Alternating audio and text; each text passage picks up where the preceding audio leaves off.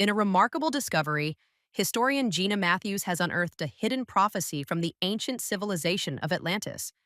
This revelation speaks not of a lost city, but of a timeless message intended for humanity's current era. The Atlanteans is renowned for their advanced knowledge and spiritual insight, foresaw a pivotal moment in our evolution, a cycle where humanity would face profound choices impacting our collective future. Gina's findings invite us to explore this ancient wisdom, offering guidance and hope as we navigate the complexities of our modern world. Atlantis wasn't lost, it was sealed for a future cycle. The common narrative suggests Atlantis vanished beneath the waves, lost to history. However, Juna's research indicates that Atlantis intentionally withdrew its presence, preserving its knowledge for a future epoch. This act wasn't a disappearance, but a strategic safeguarding of wisdom, awaiting a time when humanity would be ready to comprehend and apply it. The Atlanteans anticipated a future cycle where their insights would be crucial for our survival and growth. This perspective shifts our understanding of Atlantis from a sunken myth to a deliberate guardian of ancient wisdom. The civilization's retreat was a conscious decision, ensuring that their teachings would remain intact until humanity reached a level of consciousness capable of integrating them. Jaina's discovery suggests that we are now entering that prophesied cycle. The timing aligns with global shifts in awareness technology and spirituality, indicating that the Atlantean knowledge is resurfacing precisely when needed. The implications are profound. If Atlantis preserved its wisdom for our era, then we are the intended recipients of this ancient guidance. Our current challenges, environmental crisis, social upheavals, and spiritual disconnection mirror the conditions that led to Atlantis' withdrawal. By heeding their prophecy, we have the opportunity to avoid repeating history and instead forge a path toward harmony and enlightenment. Gina emphasizes that this is not a call to nostalgia, but an invitation to evolution. Atlantis' legacy is not about recreating the past, but about integrating its wisdom to transform our future. As we embrace this knowledge, we step into our role as co-creators of a new era, fulfilling the destiny envisioned by the Atlanteans millennia ago. The hidden record was timed to resurface. Now, Janus's discovery reveals that the Atlantean prophecy was not merely a historical document, but a time-activated message encoded within its structure are references to celestial alignments and energetic shifts corresponding to our current epoch. This suggests that the prophecy was designed to remain dormant until humanity reached a specific stage in its collective evolution. The timing of its resurfacing is not coincidental, but cosmically orchestrated. The alignment of this revelation with contemporary global events is striking as we face unprecedented challenges and opportunities. The emergence of the Atlantean prophecy provides a roadmap for navigating this transformative period. It offers insights into harmonizing technological advancement with spiritual growth, emphasizing the importance of balance and consciousness in our development. Gina interprets this as a sign that we are entering a critical juncture where ancient wisdom can guide modern progress. The prophecy's activation now serves as a catalyst for awakening. It encourages individuals and societies to reflect on their values, choices, and trajectories. By integrating the lessons of Atlantis, we can address the root causes of our current crisis and foster a more sustainable and enlightened civilization. Gina's work underscores the urgency and relevance of this ancient message in our contemporary context. This convergence of past and present illustrates the cyclical nature of time and consciousness. The Atlanteans anticipated our potential for growth and left behind a legacy to support it. As we decode and apply their teachings, we honor their foresight and fulfill our role in the unfolding evolution of humanity. Crystal temples held prophetic visions of Earth's future. Central to Jana's findings are references to crystal temples in Atlantis, which served as repositories for prophetic visions. These structures harnessed the vibrational frequencies of crystals to access and store information about Earth's future. The Atlanteans used these temples to project potential outcomes based on humanity's choices, creating a dynamic archive of possible futures. This technology reflects a sophisticated understanding of energy consciousness and time. The crystal temples function as both observatories and sanctuaries. Atlantean seers would enter altered states of consciousness within these spaces, receiving visions that were then encoded into the crystals. These visions encompassed environmental changes, societal shifts, and spiritual awakenings, providing guidance for future generations. Jenna's research suggests that these temples were designed to preserve this knowledge until humanity was ready to access and interpret it. The reemergence of interest in crystals and energy healing in modern times may be linked to this ancient legacy. As people reconnect with these tools, they tap into the same frequencies that the Atlanteans has utilized. Gina posits that this resurgence is part of the prophecies unfolding as humanity begins to reclaim and apply the wisdom stored within these crystalline archives. By exploring the functions and significance of the crystal temples, we gain insight into the Atlanteans' holistic approach to knowledge and foresight. Their integration of science, spirituality, and consciousness offers a model for our own development. Jenna's work invites us to consider how we might build upon this foundation to create a future that honors both ancient wisdom and modern innovation. Humanity's current cycle mirrors the fall of Atlantis. Gina emphasizes that Atlantis didn't fall because of one catastrophic moment, but through a series of choices that slowly eroded its harmony. Technological advancement outpaced ethical responsibility. The pursuit of power overshadowed the inner teachings. We are now witnessing echoes of that same imbalance in modern society, an over-reliance on intellect without soul. This prophecy doesn't seek to alarm but to awaken. Gina explains that the Atlanteans foresaw this cycle, not to predict doom, but to offer contrast. If we see the mirror clearly, we can shift course. If we refuse, we enter a karmic loop where evolution is delayed by forgetfulness. We are not powerless. Gina believes this cycle presents a unique opportunity to heal what was left incomplete. Atlantis fell not because knowledge was dangerous, but because wisdom was ignored. Now we have the chance to integrate both to reestablish a spiritual foundation strong enough to carry our progress. This moment is sacred. It's not about blaming the past, but using it as a compass. Jana reminds us that every age brings its own Atlantis, its rise and fall, its test of integrity. Ours is unfolding now, and through conscious awareness, we can shape an outcome rooted in wholeness. Atlantis knew technology without spirit would collapse itself. One of the most haunting revelations Jin uncovered in the prophecy is the Atlantean understanding that technology without spiritual anchoring becomes self-destructive. They were not anti-progress, they were warning against separation advancement that forgets alignment. And in their final days, they saw the cost of misused power. In Atlantis, energy grids powered by crystals could heal or harm, depending on the intention behind them.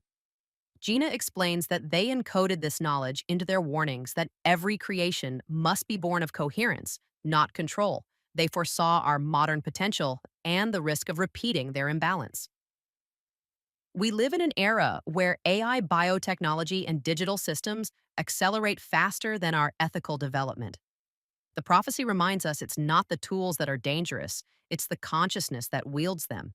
Jin urges us to return to the question, what energy fuels our innovation? This is the deeper lesson of Atlantis. They weren't destroyed by knowledge, they were undone by disconnection. Jana believes the prophecy's wisdom can guide us toward a new model where science and spirit, intellect and intuition, logic and love walk together. If we learn from them, their fall becomes our rise.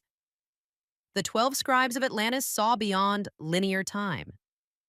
Among Gina's most fascinating discoveries is the mention of the 12 scribes, Atlantean mystics who encoded prophecies into symbolic language. These scribes didn't merely record events.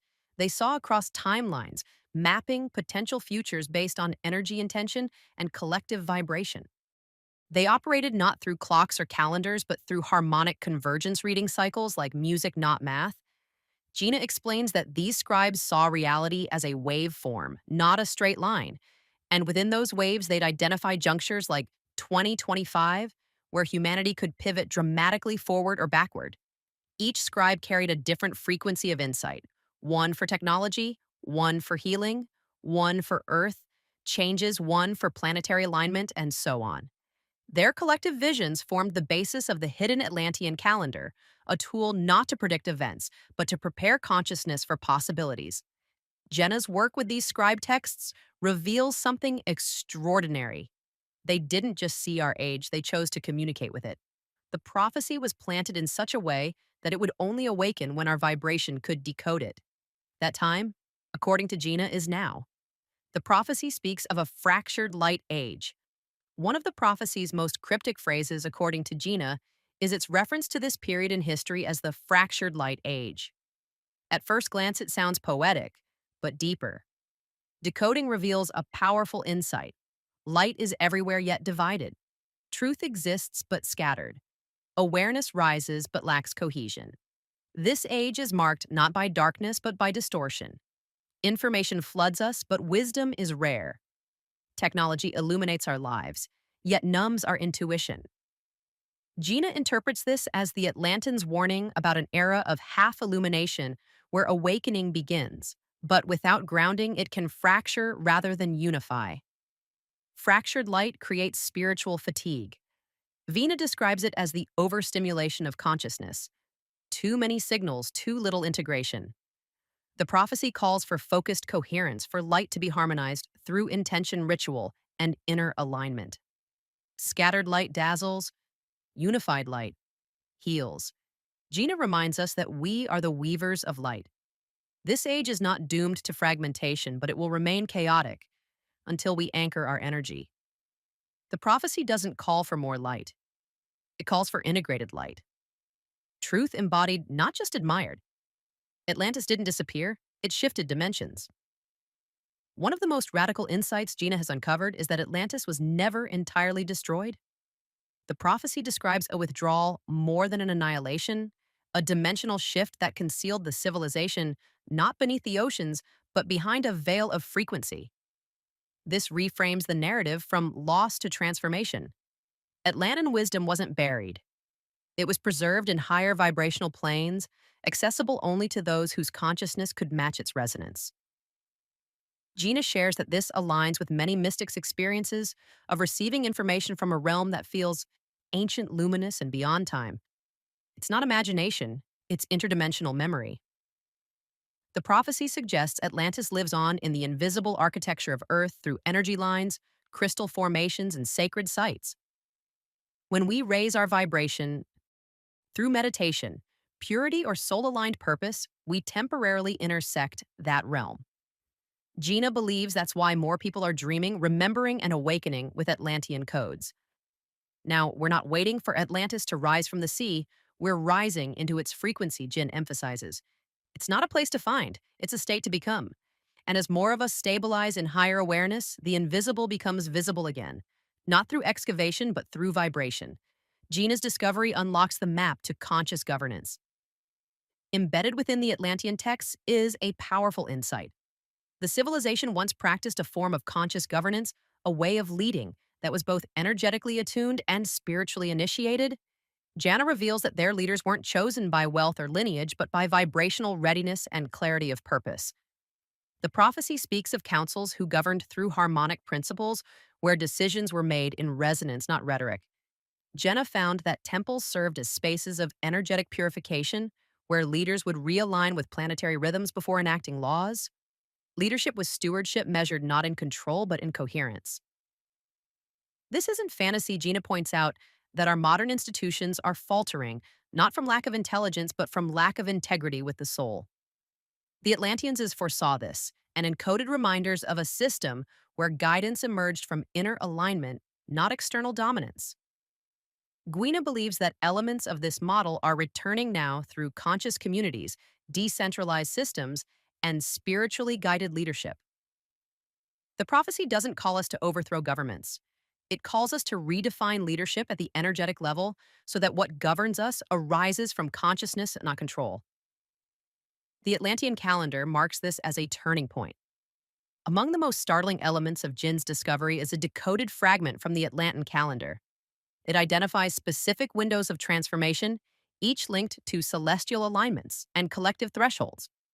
One of those dates, the year 2025, a point marked not as an ending, but a tipping moment. The Atlanteans called it the Great Interval, a window when humanity would be faced with decisions that would ripple into the next 1,000 years. Gina explains that their calendar wasn't just about time. It was about resonance cycles. 2025 matches a vibrational chord first struck during Atlantis' final phase. This means our current moment carries echoes of choices once made and now offered again. Do we choose unity over fragmentation, soul over systems, presence over performance? China says the calendar isn't predicting doom, it's offering course correction, a nudge back towards spiritual coherence. Understanding this calendar reframes our anxiety. Gina reminds us we're not running out of time. We are entering sacred time, a time chosen by our ancestors and prepared for by our souls. The prophecy doesn't warn us, it invites us into the most conscious cycle yet. The children of the crystal flame are awakening. Now, the Atlantean prophecy refers to a group of souls known as the children of the crystal flame. Jin uncovered that these are souls who lived in Atlantis or carry its vibrational memory and have reincarnated in this age to help activate the next timeline of humanity. These beings are not marked by appearance but by frequency. They often feel like old souls in young bodies, highly sensitive, deeply intuitive, and drawn to truth from an early age. Gina believes many of them are awakening, now often with no conscious memory of Atlantis, yet an unmistakable pull toward ancient symbols, crystals, or spiritual service. The prophecy speaks of them as bridges between ages' souls who agreed to return when the planet reached vibrational readiness. They are here to anchor, light restore ancient teachings, and help humanity transition from fear into resonance. Jenna encourages those who resonate with this to trust their calling. It is not imagined, it is remembered. These souls may face isolation, doubt, or overwhelm, but Gina reassures, you're not alone. The children of the crystal flame are worked through energy, not proximity.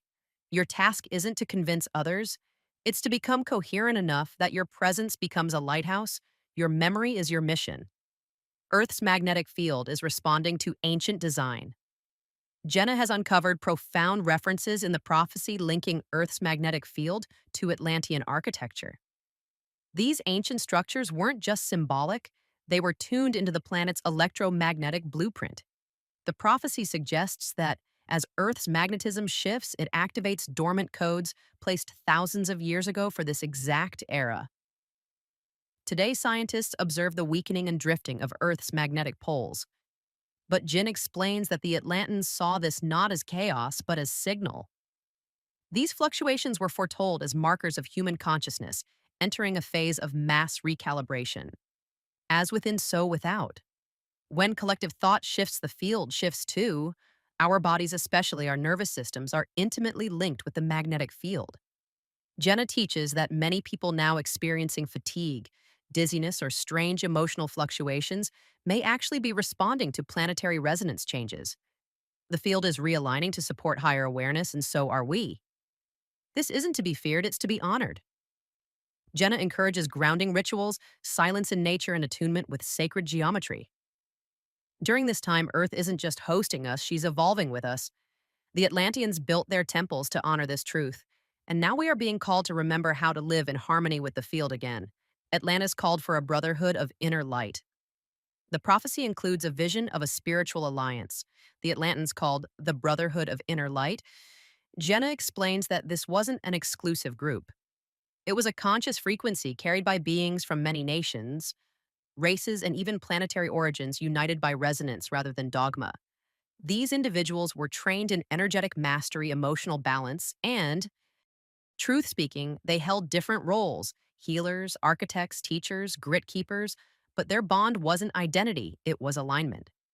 Jenna believes the prophecy calls for this brotherhood to reform now, not as an organization, but as a network of light workers quietly rising all over the world. This brotherhood was never about saving others, it was about stabilizing the light field of Earth so that humanity could awaken with grace. Gina teaches that if you feel drawn to this concept, if your heart stirs when hearing the words inner light, you may be one of its returning members. You don't need initiation, you need remembrance. The prophecy is awakening this ancient circle through the ethers of time. Gina reminds us we find each other by vibration, not location. And when the brotherhood of inner light stands in unity again, whether visible or silent, the timelines will shift toward healing at planetary scale. The prophecy names this age as the Great Rebalancing. One of the central pillars of Jin's discovery is that this current cycle of humanity was named by the Atlantans as the Great Rebalancing, not apocalypse, not ascension rebalancing. This age, they said, would be the one that determines whether we integrate the past or repeat its collapse with new tools. The prophecy speaks of rebalancing not as a moment, but as a movement. It includes the rebalancing of masculine and feminine mind and body intellect, and intuition technology and nature. Gina interprets this as a call to return to the center, to live not in extremes, but in harmonic coherence. What we see in our world, now polarization, climate extremes, energetic overwhelm, are signs that the balancing point is approaching. Jana says that this isn't punishment, it's physics. What goes too far in one direction must eventually swing back. The question isn't if we rebalance, it's how consciously we do it. The prophecy reminds us every rebalancing begins within. The way you hold tension in your body, the way you speak when triggered, the way you care for the earth. All are expressions of this planetary equation. Jana urges us to make this personal. We are not waiting for the world to balance, we are the balance being restored. The fall was a fracture, not a failure. Vienna explains that the Atlantans never viewed their collapse as ultimate failure. In their prophecy, they refer to it as a fracture in the arc of light, a breaking point. Yes, but also a necessary split that would one day create an opening for healing to enter. In this way, the fall became a seed for future awakening. This changes everything. If Atlantis didn't fail what fragmented, then our role now is not to avoid collapse, but to mend what was left unfinished. Jana suggests that the pain we carry as a collective, the longing for a golden age, the fear of technological ruin, are echoes of that ancient fracture asking to be resolved. When we see the fall as part of the design, not punishment but contrast, we stop blaming history and start activating the healing of timelines. Jana teaches that forgiveness toward our ancestors, our leaders, and ourselves is one of the most potent keys to timeline restoration. Water holds the memory of the Atlantean code. Gina uncovered that water played a sacred role in Atlantean prophecy not just as a life force, but as a carrier of memory and multidimensional intelligence. The texts speak of water as a living library, capable of storing light codes, frequencies, and even soul impressions. This wasn't metaphor, it was quantum awareness. According to the prophecy, the oceans hold vibrational imprints from Atlantis. As Earth's resonance rises, so too does the intelligence within water begin to activate. Ja notes that many people now report vivid dreams near bodies of water, spontaneous emotional releases when bathing, or downloads of insight while walking by the sea. These aren't random, they are echoes. Atlantean priests and priestesses once encoded sacred knowledge into water through ritual sound frequencies and crystal harmonics. Gina believes that as our bodies, composed mostly of water, come into higher coherence, these codes are unlocking within us. The water remembers, and now so do we. The soul technology of Atlantis is being reactivated. The Atlantean prophecy describes a powerful turning point in human evolution when the world would begin to rediscover a form of inner technology so advanced it would seem miraculous by modern standards. Gina reveals that this soul technology is not external. It is encoded within human consciousness itself. This includes telepathy, energetic healing, light-based memory, and time-folding abilities. Gina points out that many people are already experiencing flashes of this precognitive dreams, spontaneous empathy, intuitive downloads, even multidimensional memory. These aren't anomalies. They are the first signs of reactivation. The prophecy said that when enough humans awaken to their multidimensional nature, the inner grid of Atlantis would become active again, not through machines, but through embodied light consciousness. Jin emphasizes that meditation, breathwork, and emotional coherence aren't just spiritual tools, they are user interfaces for the soul's tech. Humanity has reached the tipping ring of the prophecy. In one of the most potent parts of the prophecy, the Atlanteans spoke of a moment they called the tipping ring. Jenna explains that this phrase referred to a planetary vibrational threshold when humanity would be close enough to awakening that even small acts could tip the balance of destiny. We are at that threshold now. The tipping ring isn't dramatic, it's delicate. It responds not to loud declarations, but to subtle shifts. A single healed wound, a single forgiven memory, a choice to speak truth with love. Gina says this is how timelines diverge not by force, but by frequency. This prophecy isn't about fate, it's about responsibility. Each of us is part of the ring. Each decision either strengthens coherence or delays it. Jenna emphasizes that your presence, your clarity, your alignment. It matters more than ever because the tipping ring amplifies every vibration, and you are a node in that sacred network. The Atlantans did not die out. They evolved forward in time, and now through us, their dream of a luminous earth breathes again. Gina closes this revelation with a simple truth. The future is not written, but it is being whispered. And we, the listeners, are now the authors of what comes next.